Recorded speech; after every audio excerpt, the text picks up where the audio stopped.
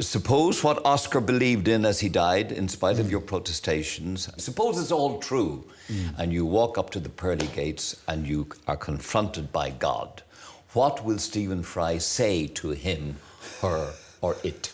I will basically, what's known as theodicy, I think. I'll say bone cancer in children? What's that about? How dare you? How dare you create a world in which there is such misery that is not our fault? It's not right. It's utterly, utterly evil. Why should I respect a capricious, mean-minded, stupid God who creates a world which is so full of injustice and pain? That's what I would say. And you think you're going to get in on No, that? but I wouldn't want to. I wouldn't want to get in on his terms. They're wrong. Now, if I died and it was Pluto, Hades, and if it was the 12 Greek gods, then I would have more truck with it, because the Greeks they didn't pretend not to be human in their appetites and in their capriciousness and in their unreasonableness. They didn't present themselves as being all-seeing, all-wise, all-kind, all-beneficent.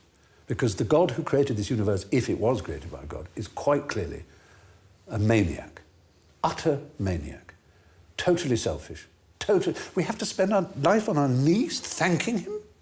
What kind of God would do that? Yes, the world is very splendid, but it also has in it insects whose whole life cycle is to burrow into the eyes of children and make them blind.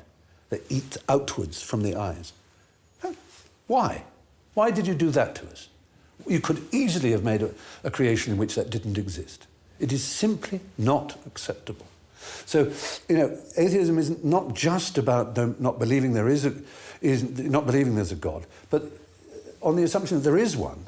What kind of God is he? It's perfectly apparent that he is monstrous, utterly monstrous, and deserves no respect whatsoever. The moment you banish him, your life becomes simpler, purer, cleaner, more worth living, in my opinion. That sure is the longest answer to that question that I ever got in this entire series.